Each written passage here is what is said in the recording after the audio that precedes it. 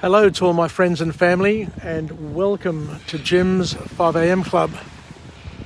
This morning I'm down here at Balmoral Beach.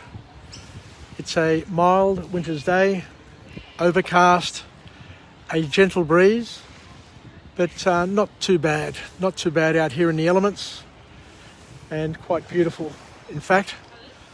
So what I'll do is I'll just go for a bit of a walk and talk.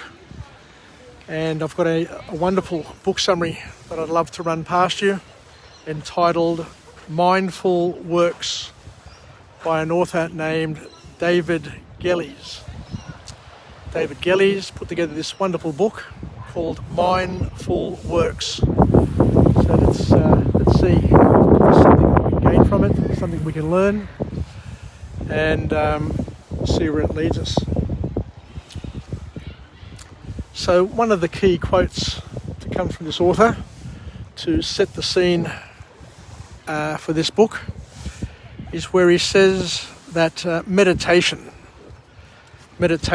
is a skill that people can incorporate into their lives to help them relax. But he said that according to his understanding and his interpretation, meditation is all about observing our thoughts, emotions, and sensations. So it's basically being connected, I guess, is a good way of saying it, being connected to yourself and paying attention to what's going on around you. And if you just sit and listen for a moment, you can connect with this 5am Club by hearing the water lapping up against the beach here at Balmoral. You can hear the people walking along the pier. You can hear the birds. You can hear the sweeping. And you can hear the buzzing in the background. So there's a lot of things happening around us. So even though we want silence in our lives, the silence is always broken by things which are constantly happening around us. So the first formal point to come out of this book from this author is where he makes a bold and very, very important suggestion that science proves to us that being mindful is more than just spirituality, and that it changes our brains for the better. So mindfulness actually can influence and alter the way your brain is structured, and it can help you for the better. So there you go. So there's an immediate call to action for us to at least consider that by being mindful, by being present, that it can help us in many wonderful ways. So how do we understand, or how do we ever get to knowing that being mindful can improve our health, improve ourselves, and be good for us? The author tells us about a technique that is used in hospitals or in the scientific medical profession, where we have a thing called an FMIT, which is a functional magnetic imaging technology. So it's a type of equipment that enables scientists to be able to map and look at the brain, at how it's working, and what areas of the brain are being engaged and light up. And it can tell us quite specifically how the brain responds in different situations or specific situations. So what you can do is you can stimulate the brain through various activities, and that stimulation can have an impact, and that impact is registered via this technology, by this equipment, and then doctors, scientists can then make some conclusions in terms of what impact and how that impact comes about. So in a nutshell, the author here is telling us that it's proven that when we are mindful and when we practice mindfulness, the brain becomes calmer and we become less judgmental with others and also with ourselves. So that in itself is an interesting and powerful thing to consider. That by being mindful, we become less judgmental, but less judgmental about ourselves. Pretty interesting. So the author here also is aware of the science of neuroplasticity and reminds us and tells us about neuroplasticity. And neuroplasticity basically is the observation, once again through this equipment and technology, that our brains change and can restructure depending on the thoughts that we have, and the way we stimulate those thoughts and how we respond to those thoughts. So going a little bit deeper into this, to the science of the brain and how it works, the author then reminds us that mindfulness actually activates a part of the brain called the prefrontal cortex, which is responsible and enables us to be compassionate, enables us to have better memory and to regulate our emotions.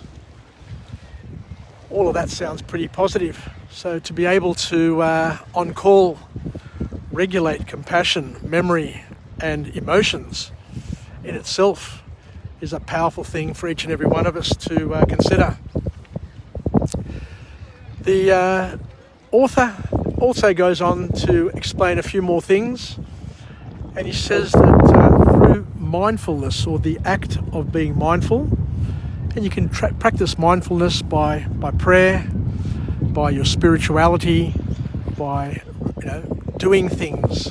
That's an activity. That it reduces and decreases the activity of a part of the brain called the amygdala. And the amygdala, or just the word amygdala, is a Greek word which means almond. So there's a part of the brain which is shaped like an almond and the size of an almond, and its activity can influence how you behave and how you feel. And the amygdala is responsible for creating stress and getting you into that fight, flight or freeze response. So the important thing to understand is that by practicing mindfulness, it's got a dual benefit. It reduces and decreases the activity of the amygdala, thereby reducing stress and all of the associated issues. And it also ignites and engages the prefrontal cortex, which helps us become more relaxed, have better memory, be more rational, and regulate our emotions. So there you go. By practicing mindfulness, in some ways we can handle stress better. The other thing that the author goes on to talk about is that through meditation, through prayer, we can improve our concentration. We can learn to focus and concentrate by noticing our thoughts and feelings, and channeling them towards what you choose instead of whatever is convenient at the time. So it's a little bit about being a little bit more in control of our environment, of our surroundings, and relaxing and leveraging the good things that we have in our lives. So the thing that the author talks about as well is that we need to control, to a certain extent, a thing called mind wander. And mind wander is a sort of thing that happens. It's the chatter that we have, which gets us going off on tangents and losing track. And I guess when you lose track and you go off on a tangent, then there is also the risk that you may end up somewhere where you don't want to end up, a place which causes you stress, a place that causes you pain, a place that takes you back to a place you don't want to be. So it's important, as we said once again, to understand that, the mind wander can be unproductive. So we need to learn how to observe our thoughts and to make the most of the skills that we're learning from this exercise in this book.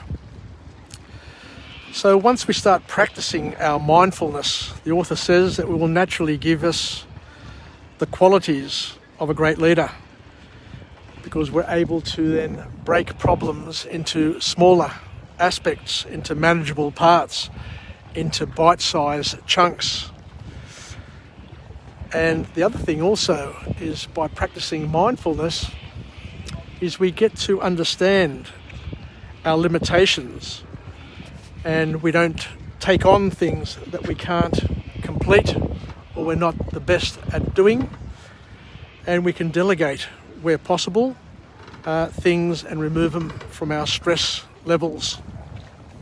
So the bottom line from this book is that we need to try and stay relaxed, stay rational, be productive and effective, and most importantly, learn to be in control of ourselves by being in control of our thoughts and our actions. So I think I'll leave it there. So thank you very much for joining me on this episode of Jim's 5am Club. The breeze is a little bit cool this morning, so what we'll do is we'll finish up with a positive affirmation. And the positive affirmation that I have today is the one that we normally echo at the end of every Jim's 5am Club, that I'm alive, I am well, I feel absolutely great. To my friends and family, stay connected, stay committed, stay relevant, and most importantly, let's learn a little bit more about being mindful through using skills such as meditation, or for us Christians, to use our prayer skills to relax, to manage our thoughts, to have productive thoughts, and to do the things that are going to lead us to places that are going to empower us and to make us feel better about ourselves and be and express a better version of who we are. So there we go. Jim's 5am Club from Balmoral Beach on this winter's day, but it's a beautiful winter's day. It's overcast, just a little bit of a breeze, a little bit of a chill to the breeze, but it's not all that bad. So thank you very much. Once again, Filakia, Ketaleme. I'll come to you again from a different location with a different message, a message of empowerment, where we can be the gentle breeze beneath our wings, and where we can basically incorporate some good skills into our package of things that get us through the day and through our lives, so we can make the most of it. Take care, and thank you for joining me on this Parea, on this Volta, and we'll chat again. Yasas. Bye for now. Cheers.